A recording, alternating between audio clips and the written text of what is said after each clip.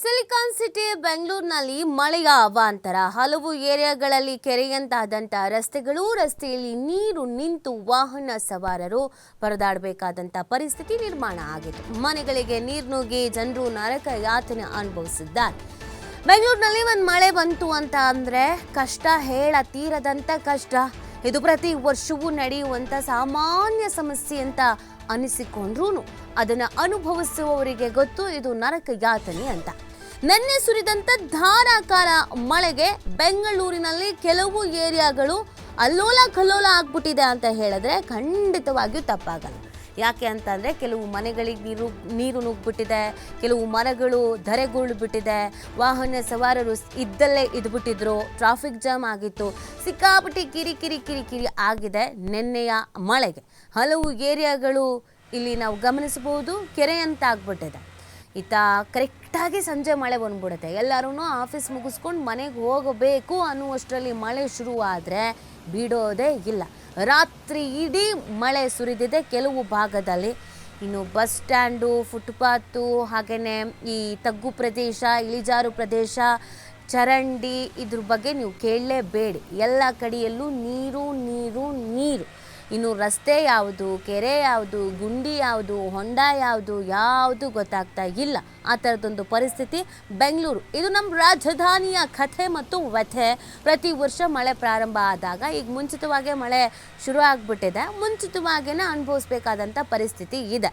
So ಹಾಗಾಗಿ ಜನರು ಕೂಡ ಹೈರಾಣಾಗಿ ಹೋಗಿದ್ದಾರೆ. ಕೆಲವು ಸಿಗ್ನಲ್ಸ್ಗಳಂತೂ ಸ್ವಲ್ಪನೂ ಮೂವಿಂಗೇ ಇರಲಿಲ್ಲ, ಫುಲ್ ಸ್ಲೋ ಮೂವಿಂಗ್ ಇತ್ತು. ಒಂದು 6 ಗಂಟೆಗೆ ಆಫೀಸಿಂದ ಬಿಟ್ಟವರು ಮನೆಗೆ ರಾತ್ರಿ 10 ಗಂಟೆಗೆ ಹೋಗಿ ತಲುಪಿದವರು ಕೂಡ ಇದ್ದಾರೆ. ಸೊ ಹಾಗಾಗಿ ಈಗ ಒಂದು 4-5 ದಿನ ಭಾರೀ ಮಳೆ ಆಗುತ್ತೆ ಅಂತ ಹವಾಮಾನ ಇಲಾಖೆ ಕೂಡ ಮುನ್ನೆಚ್ಚರಿಕೆಯನ್ನು ನೀಡಿತ್ತು. ಬಟ್ ಏನು ಮಾಡ್ತೀರಾ, ಪ್ರತಿ ವರ್ಷವೂ ಮುನ್ನೆಚ್ಚರಿಕೆಯನ್ನು ನೀಡ್ತಾನೆ ಇರುತ್ತೆ ಹವಾಮಾನ ಇಲಾಖೆ. ಈ ಬಾರಿ ಭಾರೀ ಮಳೆ ಆಗುತ್ತೆ ಅಂತೆಲ್ಲ.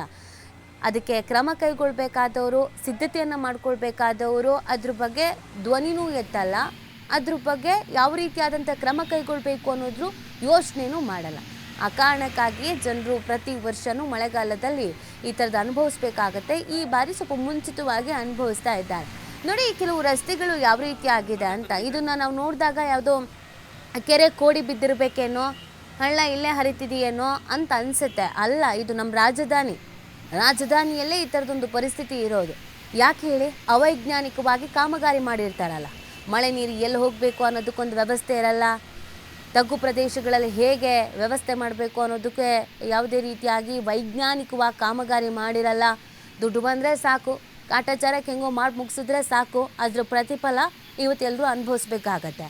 ಇನ್ನು ಮರಗಳು, ಯಾವಾಗ ಯಾರ ತಲೆ ಮೇಲೆ ಮರ ಬಿದ್ದು ಯಾರು ಶಿವನ ಪಾದ ಸೇರ್ತಾರೋ ಗೊತ್ತಿಲ್ಲ ಮಳೆಗಾಲದಲ್ಲಿ. ಆ ಥರದೊಂದು ಪರಿಸ್ಥಿತಿ ಇರುತ್ತೆ. ಮಳೆ ಬರ್ತಾ ಇದೆ ಅಂತ ಏನಾದರೂ 2 ವೀಲರ್ ಓಡಿಸೋರು ಅಥವಾ ಆಟೋ ಪಾಪ ಓಡಿಸೋರು ಯಾವುದಾದ್ರೂ ಮರದ ಕೆಳಗಡೆ ಹಾಕೊಳ್ಳೋಣ ವೆಹಿಕಲ್ಸ್ನ ಅಂತಂದ್ರೂ ಭಯ. ಯಾವಾಗ ಯಾವ ಕೊಂಬೆ ಯಾರ ರಂಬೆ ಬಿದ್ದೋಗುತ್ತೆ ಅನ್ನೋದೇ ಗೊತ್ತಾಗಲ್ಲ. ಅಂಥದ್ದೊಂದು ಪರಿಸ್ಥಿತಿ ನಿರ್ಮಾಣ ಆಗಿರತ್ತೆ. ಪ್ರತಿ ವರ್ಷವೂ ಇದೇ ಗೋಳು. ಮರ ಬಿತ್ತಂತೆ, ತಲೆ ಒಡೆದೋಯ್ತಂತೆ, ಮರ ಬಿತ್ತಂತೆ, ಸ್ಕಿಡ್ಡಾಗಿ ಬಿದ್ರಂತೆ, ಮರ ಬಿತ್ತಂತೆ, ಹಾನಿ ಆಯ್ತಂತೆ ಇದೆ. ಆದ್ರೂ ಏನು ಮಾಡದಂಥ ಪರಿಸ್ಥಿತಿಯಲ್ಲಿ ನಮ್ಮ ಅಧಿಕಾರಿಗಳು ಇದ್ದಾರೆ. ಏನು ಹೇಳದ ಪರಿಸ್ಥಿತಿಯಲ್ಲಿ ನಾವುಗಳು ಕೂಡ ಇದ್ದೀವಿ.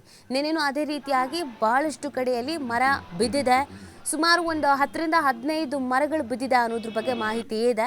ಅದನ್ನೆಲ್ಲ ಇವಾಗ ಬೆಳಗ್ಗೆ ಎದ್ದು ತೆರವು ಮಾಡ್ತಾ ಇದ್ದಾರಂತೆ. ಇವತ್ತು ಮಳೆ ಆಗುವಂಥ ಸಾಧ್ಯತೆ ಇದೆ, ಹಾಗಾಗಿ ಎಚ್ಚರಿಕೆಯಿಂದ ಇರಬೇಕು. ಆಬ್ವಿಯಸ್ಲಿ ಇವತ್ತು ಆಫೀಸ್ ಅಂತೂ ಇರಲ್ಲ, ಸಂಡೇ. ಬಟ್ ಶಾಪಿಂಗ್ ಹೋಗೋಣ, ಮಾಲ್ಗೆ ಹೋಗೋಣ, ಥಿಯೇಟರಿಗೆ ಹೋಗೋಣ ಅಂತ ಅಂದ್ಕೊಂಡವರು ಸಂಜೆ ಮೇಲೆ ಮನೇಲೇ ಇರೋದು ವಾಸಿ.